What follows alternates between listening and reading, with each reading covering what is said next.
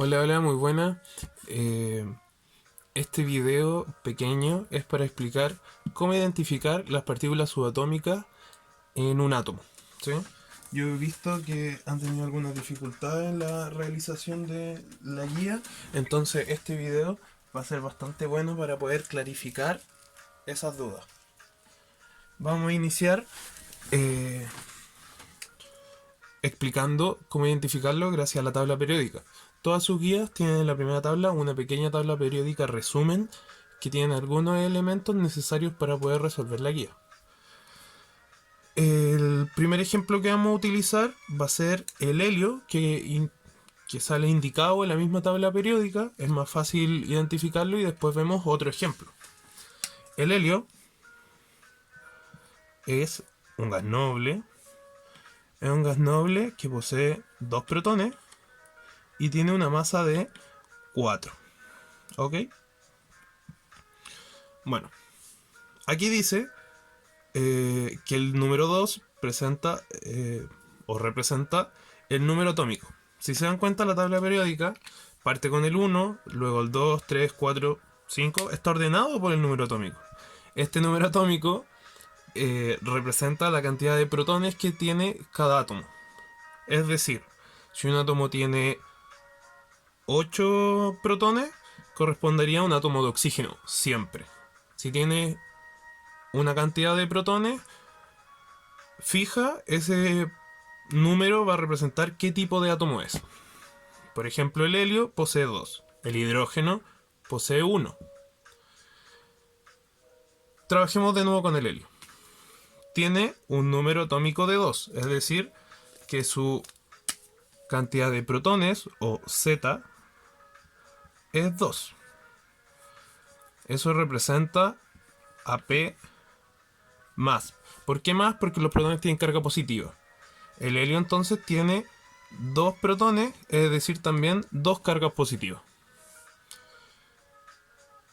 La masa del átomo de helio se representa tanto por los protones como los neutrones. ¿Por qué ocurre esto? Los electrones en un átomo son muy pequeños y son tan pequeños que no son considerables como masa o parte de la masa de los elementos. En este caso, el 4 entonces, que representa la masa atómica, la masa del átomo, estaría compuesta tanto por masa atómica o número másico A. Estaría compuesta tanto por protones como neutrones. Los neutrones son átomos neutros, que significa que sean, perdón, son partículas subatómicas neutras. ¿Qué significa eso? Que no poseen una carga. Por eso se representa con un cero, porque no tienen ni carga positiva ni carga negativa. Ok, sabemos que tiene dos protones. Si sabemos que la masa es 4, es decir, que el número másico A es 4 y que tenemos dos protones, ¿cuántos neutrones tendríamos que tener para que fuese 4 en total? ¿Sí? Porque si el total es 4 y hay dos protones, necesitamos dos neutrones para que se cumpla la regla de 4. ¿Sí? Porque 4 es igual a 2 más 2. Podemos reconocer entonces la cantidad de protones,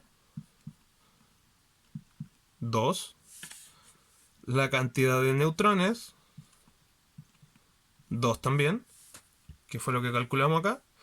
Y la cantidad de electrones con un signo negativo, porque el signo negativo representa que es una partícula subatómica negativa. ¿Cuántos electrones tendría que tener? Bueno, yo les digo que es 2. ¿Y por qué 2? Porque el helio en este caso, bueno, y en todos los casos, no posee carga. Posee un cero, no tiene una carga. Y como no tiene carga, la cantidad de protones y electrones tiene que ser la misma. Si tenemos que son dos protones, tenemos dos cargas positivas. ¿Cuántas cargas negativas tendríamos que tener para que fuese cero? Dos. ¿Sí? Porque tenemos dos cargas positivas acá que si la juntamos con dos cargas negativas, ¿sí?, en conjunto dan una carga neutra, ¿sí? Ese sería el primer ejemplo con el helio, que es el que se representa en la tabla periódica. Un pequeño resumen: es número atómico, representa el número de protones; masa atómica representa la suma de protones más neutrones, es decir, que todo el peso del átomo, toda la masa del átomo, consta solo de protones y neutrones, porque los electrones son muy livianos, y son tan livianos que no se consideran. Entonces, como sabemos que la masa es 4 y tenemos 2 protones, la cantidad de neutrones que tendría que haber sería 2. Un átomo neutro no posee carga. Como un átomo neutro no posee carga y tenemos 2 protones, se entiende que tienen que haber 2 electrones para compensar estas 2 cargas y hacer que sea un átomo neutro. Ahora vamos a ver un ejemplo de cómo sería con un átomo cargado.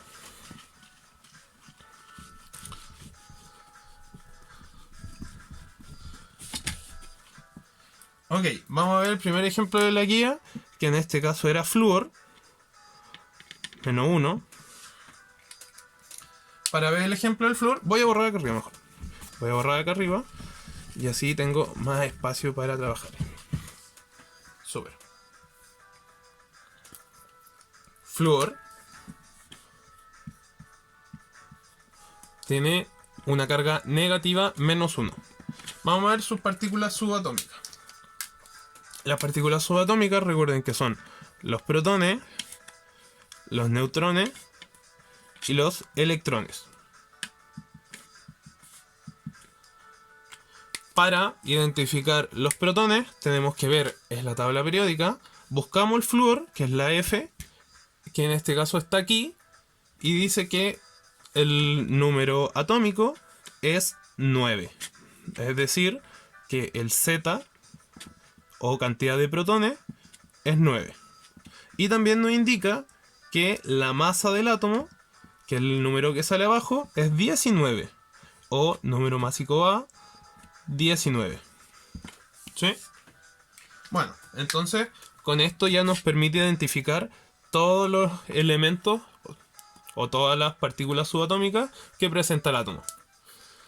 Sabemos que la cantidad de protones entonces es 9, porque el Z es 9, entonces la cantidad de protones es 9.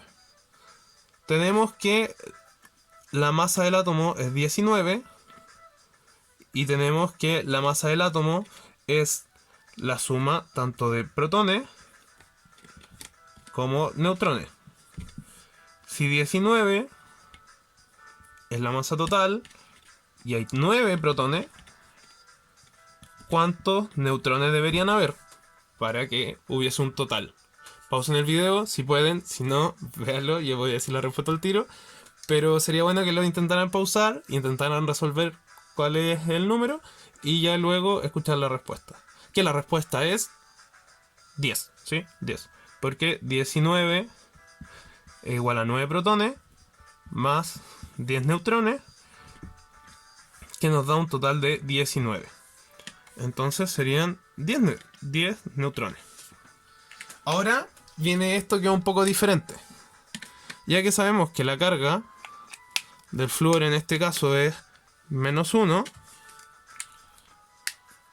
tenemos que saber que como es menos 1, tiene más cargas negativas que positivas. Porque si tuviese más cargas positivas, sería positivo. Si tuviesen igual número de cargas, sería neutro. Lo voy a anotar aquí.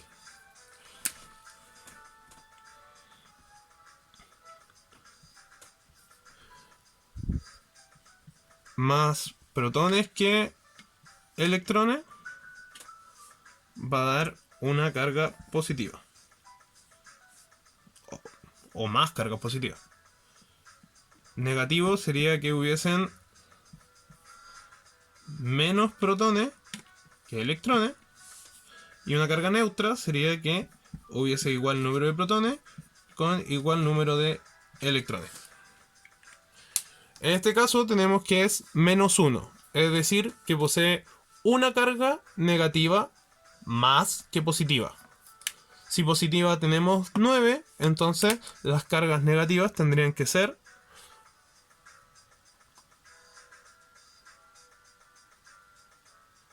10. 10. Porque si son 10, significa que hay 10 negativos y 9 positivos, entonces sobra un negativo, y ese negativo que sobra es la carga que se le coloca entonces al flúor. Bueno, con eso concluimos el primer video. Espero les sirva. No es tan fácil grabar, entonces espero que les haya gustado.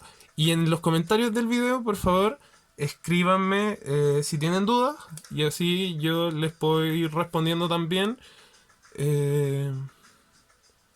respecto al video. Recuerden que también hay una vía institucional en la cual me pueden preguntar, que es mi correo. Y saben también que pueden preguntar todo lo que quieran. Yo siempre respondo. Si me trato de demorar muy poco, pero a veces me puedo demorar un poquito. Pero siempre les voy a responder. Y me pueden preguntar las veces que quieran, porque yo quiero que resuelvan la guía. Eso. Así que saludos.